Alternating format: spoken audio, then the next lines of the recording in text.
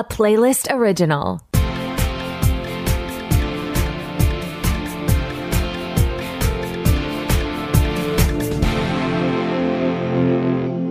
Welcome to the Pilot Podcast, where we review the pilot episodes of TV shows to answer your question, should I watch this? My name is BJ. And my name is Mitu. And this week, we're watching Percy Jackson and the Olympians on Disney+, Grimsburg on Fox, Echo on Disney+, and The Brother's Son on Netflix. So stay tuned to the end to find out if BJ's ever done improv. Think I know the answer. And why don't you let us know what happened in Percy Jackson and the Olympians on Disney+. Sure. Based on the Rick Riordan book series, this adaptation follows 12-year-old demigod Percy Jackson, played by Walker Scobell. In this first episode, we follow Percy as he's introduced to the hidden world of the Greek gods. Fortunately, he has support in the form of his best friend Grover, played by Aaron Simhadri, and his mother, played by Virginia Cole. So, Mitu, what were your first impressions? I thought that this was a really fun show. It is very good action and excitement for the whole family. We watched some very violent shows this week, so this was a nice balance to that. So still action-packed, but more family-friendly.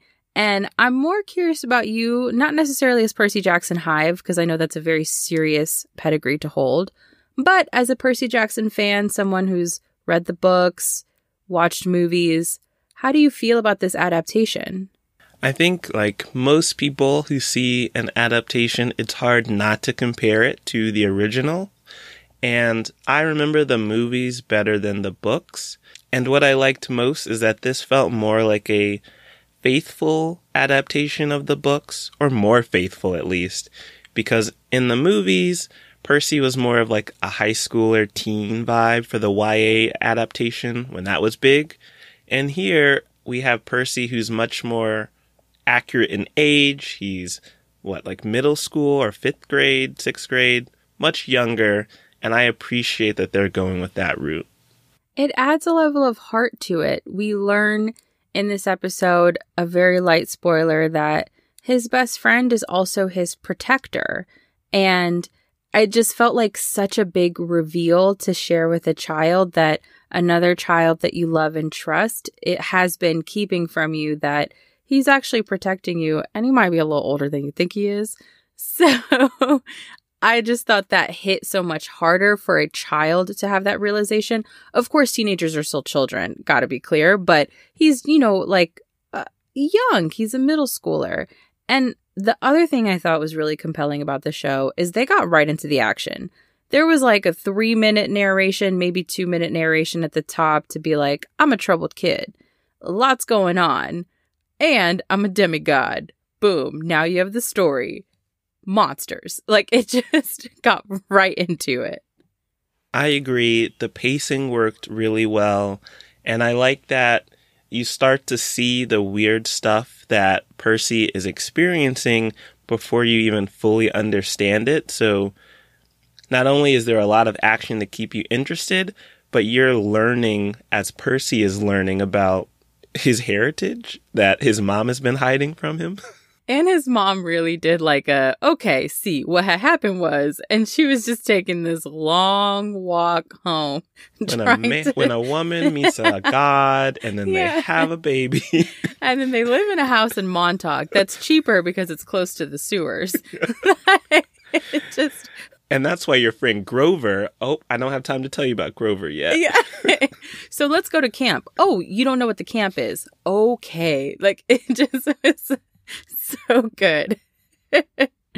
And I must say, with the mom being this trifling, and with his teachers, some turning into monsters, some maybe protecting him, some knowing more than others, the child acting, reacting to all of these monsters and adults who are making some questionable decisions, is really good. I know you tend to not like child acting. You don't support children who have a passion for the arts, but the acting was fantastic. I mean, shout out to Walker Scobell, shout out to Aaron Simhadri.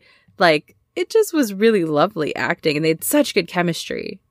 Wow. So let me put some of my own words and feelings out there for the listeners. Sure, you're always entitled to that. I thought the acting was great. And I think the acting and the special effects together are what's really going to draw you into this world, because it is so fantastical with the monsters and the special items and powers and abilities. And I think you need a strong cast to help you as the viewer believe that they are seeing this stuff happen. And the actors did that. The child actors were able to do that because they were so talented. Wow. And how did you feel, as our resident special effects nerd, about the special effects in this show? I think they worked well. Disney Plus, I'd say they are hit or miss, at least when it comes to special effects on Marvel productions. This one, I thought it all looked really good. I was watching it on a laptop screen, so maybe that helped. Did you watch it on your TV? I did. I liked it. Okay. So it holds up. So with that, do you want to keep watching the special effects and the great child acting and the pacing and the lore on Percy Jackson and the Olympians on Disney Plus? I do. I enjoyed the movies. I enjoyed the books. So I will watch again seriously. How do you feel? I would watch again casually. This is not typically my genre, but I just thought this was really lovely, and it just was action-packed, and I care about Percy. They really built a lot of care around this character, so I want to see how he'll do. So how about we switch to a show that has some of your favorite elements? You like sitcoms, you love detectives. Yes, but I don't like watching people being beheaded in a car. I said some of your favorite elements. Okay, let's talk about Grimsburg on Fox. In this animated series, John Hamm voices Marvin Flute, a detective who can crack any mystery except for what on earth is going on with all the secrets in his hometown of Grimsburg. He's also a dad to Stan, voiced by Rachel Dratch, and trying to win back his ex-wife, Harmony, voiced by Erin Hayes. So Me Too, this series, I believe, is like a creepy version of a spoof on a lot of clever detectives who have a vice, which that part, the latter, is something you really enjoy. So how'd you feel about this animated creepy version? Yeah, you put me onto Elementary, which I love. And as you know, I love all of these shows where someone is just like oddly talented at a thing and it makes them really good at cracking mysteries. In this one, I didn't even read it as a spoof. The humor didn't quite connect for me, but what did ring clear is the creepiness. We learned that the town is cursed. His son has an imaginary friend named Mr. Flesh, which is just, whew. And it's very violent. Yes, this is all true. It adds to the aesthetic.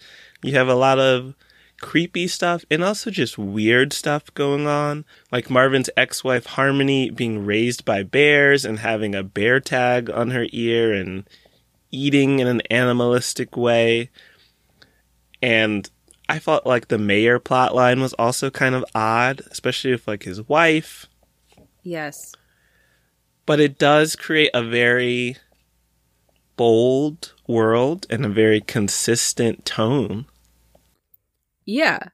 I genuinely understand where people laughed watching this. Like, there were scenes where I was like, I get that this is funny for people. But for me, I think I was just a little bit too creeped out. The humor didn't quite hit for me. The absent father joke got a little bit old for me. And of course, the beheadings were just a little bit much. So I just think perhaps this kind of show, not to give away my rating, is not for me. But I recognize where people laughed. For me, though, what I will say is the mystery didn't quite grab me. I agree on that. I thought this first case was a little boring for a pilot episode. Similar to you, I can really imagine you getting the script from the writers and just making notes. Yes, this would be a laugh. Oh, that's where a joke is. Okay. Thumbs up. You tried. I will commend them on how they showed Marvin's clever detective skills. I did like how he can just imagine what happened in a case and that was enough to solve it. It's like he has his own Mr. Flesh solving the cases for him. Oh, maybe he does. That you could write that in a future episode, because it turns out this series has already been renewed for a second season prior to airing the first pilot episode. Yeah, congratulations to all parties involved. That's fantastic. That's a big win. I would never poo-poo people being able to keep working, so that's exciting. It's surprising to me, having watched the pilot, but I'm glad for them. Will you keep watching beyond this pilot episode of Grimsburg on Fox? This show feels like it was supposed to be made for me. Animated, comedy, and mystery. But this pilot episode just didn't grab me, so it's hard for me to recommend to our listeners to keep watching. I might give it like one more episode, but otherwise I don't think I will keep watching either. That's fair. I similarly was not captivated by this pilot episode. I think I would put this at a would watch while folding laundry. It falls in the category of a lot of other animated comedies where it's decent background noise. Fair. Now, this show is a little bit more than background noise. It's a lot of front round violence. You're talking about Echo on Disney+. This Marvel miniseries follows Maya Lopez, aka Echo, played by Alaqua Cox, who we first met in the Hawkeye miniseries. Maya has been working with her uncle, Kingpin, played by Vincent D'Onofrio, and now returns to her hometown to come to terms with her past and reconnect with her Native American roots. So, Mitu, are you ready for another Marvel superhero? Yeah, ready as I'll ever be. Ready as you've always been. Ready as I've always been, just sort of taking them on, trying to remember everything, you know? Okay. What did you think of a rated TV MA Marvel superhero? This was very rated TV MA, an MA for violence. It was so violent. I was surprised when I saw the MA TV rating as the show started, and I thought, uh-oh, is someone going to be naked or something? But no, just naked blood, like a lot of it. A more productive thought about all the violence is our villain, or one of them, Kingpin, played by Vincent D'Onofrio, so good. He's such a good villain. He's such a good villainous character. And I think he came across much better in this pilot than he did in the Hawkeye series. I think they improved the writing for him. Oh, good. Okay. Because he's a fantastic actor. And speaking of Hawkeye, I like that you didn't need to watch Hawkeye to dive into Echo. They give you a full recap with flashbacks. Yeah, you actually get to watch Hawkeye. Yes. You get 32 minutes of backstory in this first episode, inclusive of several full clips from the Hawkeye series. So you will not be confused for one moment about who she's killing and why. Did you feel like that was maybe too much backstory, or did you want more? No. It was too much, I think, because, yes, it is helpful. Especially, speaking as me, somebody who tends to not retain a lot of these Marvel things, it was very helpful to remember who this character is, what her motivations are, what her connection is to the rest of this universe. However, the more interesting part of this story to me is in her hometown, her trying to bring herself back into her culture, her trying to bring herself back to the people that she left when she left for New York, and these dreams that she's having of what I think are maybe her ancestors. So that part was the much more interesting part of the story, and that ended up only getting to be just a small part of the pilot. Obviously, we'll do more of that as the series progresses and she continues in her town, but that was just the much more interesting story for me to explore. But again, I'm not Marvel Hive, so Marvel Hive could have been like, no, that 32 minutes of nonstop action, we got to see Daredevil, we got to see Hawkeye, that's actually worth it. And to them, I say, okay. I am mixed. I did really like seeing all of the combat. They showed that Maya is a very capable fighter and killer. I liked seeing Daredevil. He was fun in She-Hulk. I liked seeing him here again. And I also feel like maybe there was too much backstory because, like you said, what was going on in her hometown, the family drama and dynamics is so enticing that I want more of that. And I feel like this backstory, it was too much of everything. We got Choctaw history and mythology. We got Echo as a little girl. We got Echo before Hawkeye. We got Echo in Hawkeye. And then we got Echo right after Hawkeye, but before she went to her hometown. And that's just a lot of history. It was like a movie packed into. Whereas they could have chosen to reveal these things as the series went along. That sounds great. Instead, they were like, sit down, grab a notebook, take notes. Because we're about to educate you, and then we get to the plot. Now, another question. We've shown how we feel about the backstory.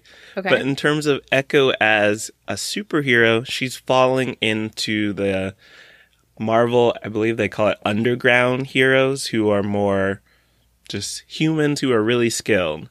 Daredevil, Jessica Jones.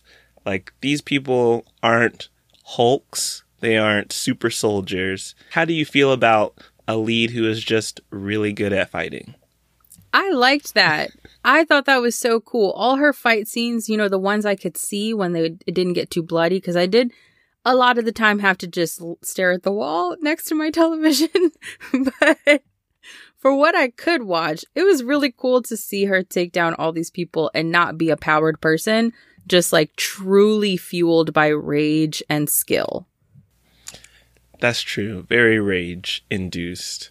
I saw an interview with the actress Alaqua Cox, and someone asked, do you have anything in common with your character Maya? And she was like, not really. Maya's very violent. Yeah. That's kind of a shady question, actually. Like how Maya spends a Saturday and how you spend a Saturday. Where's the overlap? Like, yeah, I wake up, I kill someone, I get my morning coffee. Like, come on. That's ridiculous. Yeah, Echo Maya Lopez is not someone I'd want to hang out with. It seems too risky. No, unless you were my protector. That's still risky. Yeah, you wouldn't even want to need protection. That's true. So, me too. What would you rate Echo on Disney+? I would watch again casually. And frankly, my watch again casually and recommendation of watch again casually is based on the parts in her hometown. Because the backstory of her being a little girl in this very tight-knit indigenous community and then leaving for New York and then coming back and trying to find her way back in, that is the most interesting part to me. And I especially want to see what her future interactions with her grandma look like, because her grandma seems like a very no-nonsense person. Out of context, it sounds like you described a Hallmark Christmas movie. Yeah, of course. It's what I love. I too would watch again casually.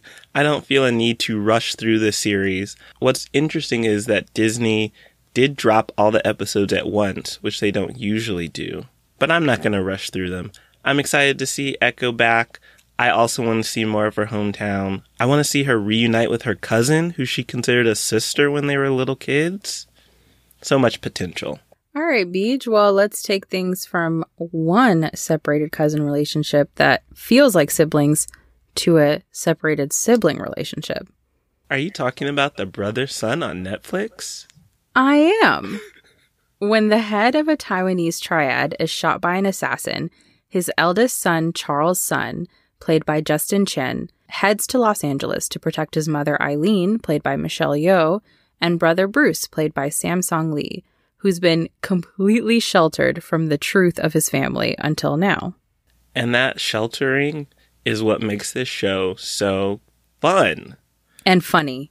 And funny, yes. These brothers could not be more opposite. Yes, one is hiding bodies, like is an assassin, And the other one is hiding the fact that he's taking improv classes. And spending his tuition money on it.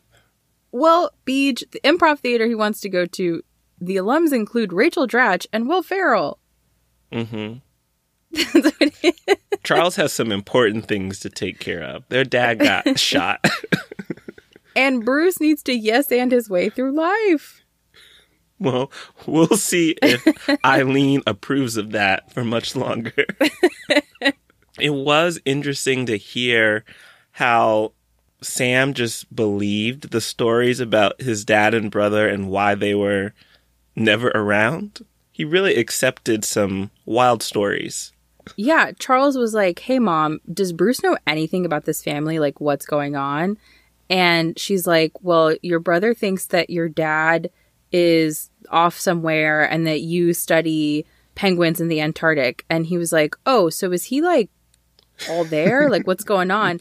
And she just was like, no, Bruce is like a lovely, soft, open, trusting young boy. He was like, I get it now. He's weak. But I also feel like if someone says something that ridiculous to you, what do you say? You're like, okay, I mean, who would lie about studying penguins in the Antarctic? So if I was like, me too, I have a brother who studies penguins in the Antarctic. I haven't seen him in 5-6 years because, you know, the ice, it's a long trip. You would just nod and accept it? What else am I to say? That's weird. Tell me more details. Well, yes, I'd love to know more details. That's Show for me sure. a picture. But not from a perspective of like, I don't believe you. It would be like, show me the penguins. Well, like, why did cool. he do that? Like, he should have been like, can I FaceTime my brother? That would be so cool to talk to him. That's true. He should have curiosity. He's missing some really good curiosity. Though curiosity killed the cat. And curiosity and knowledge is now bringing danger to his door. Their worlds are colliding, and the thing about this, danger is throughout the whole episode. They start with action, there's action in the middle, there's action to the end. People are punching, kicking, shooting all the time. And I liked that. It was too violent for me. Definitely too violent. Lots of blood. For my fellow babies, there is maybe a whole interrogation scene that you'll want to skip. I fully just looked away and just listened to it. But it sounds bad as well. Yes, it always sounded disgusting. But all the action and then the comedy, it genuinely just felt like a really great action comedy movie, but in the form of a show that was under 40 minutes. Even though Bruce doesn't have much to offer, I do want to see him tag along with Charles so they can have that full action comedy duo vibe. Yes, it's definitely going to be like buddy cop type of movie feel, except it's just going to be one brother who knows how to fight really good and one brother who has taken one class in learning how to think on his toes. Do you think they're going to play that up and that's going to like help them out of something? Yes, he's 100% going to like act his way out of something. Oh no. It's going to be so funny. Oh, that'll be interesting to see. But what I did not see that I wanted to was more of Michelle Yeoh. Agreed. Needed more of her, especially because her character, this isn't a spoiler per se, but just is a big deal. She has first billing on the show. I think you imagine that her character is very important. And it's not clarified in this first episode why she is such an important character. It's just said. So obviously it'll be revealed later, but I wanted to know now. Yeah, they could have just, I don't know, given her an extra 5 minutes at least. Yeah, I wanted some more action with her because she already is with it. She knows. She doesn't do improv. No. she's not yes-anding. She's no killing. So, Me Too, will you watch more episodes of this violent show, The Brother's Son, on Netflix? Yes, I will watch again seriously. I would recommend it to anyone who likes action comedies to watch again seriously. But it is very violent. So for those of us who can't handle these things very well, I plan to watch with like a blanket or something. Maybe I'll cover my eyes and then I'll be able to enjoy the show. Because some stuff was just too gross. You got to do what works for you. I too will watch again seriously. I will try to watch every scene, even if it's a little tough. Very brave. I try to be. I don't do improv. Have you ever taken an improv class? I have not taken a formal improv class. My freshman year of high school, I took a drama class, and I feel like maybe for a couple days we did improv, but I'm not even completely sure that happened. Like a fever dream. It sounds like something that could have happened, but maybe it's like you suggested improv classes, and now my brain's like, yeah, we could fit that into your past. Okay, I have a suggestion for you. No. Yes, and I don't do improv. You've done improv. No, I haven't. But I was going to say, list places where people can find more episodes of the Pilot Podcast. You didn't lead into that well enough. Because you're supposed to trust me as your improv partner. Mm-hmm. Show me the penguins in Antarctica. You can find more episodes of the Pilot Podcast on our website at thepilotpodcast.com, and you can follow us on all of your favorite podcast platforms. You can also yes and your way to following us on social at The Pilot Pod on Instagram, Twitter, and TikTok. And every other week we do a show recommended by you, our wonderful listeners, so please send us show recommendations to askthepilotpodcast@gmail.com. Thanks for listening. Bye.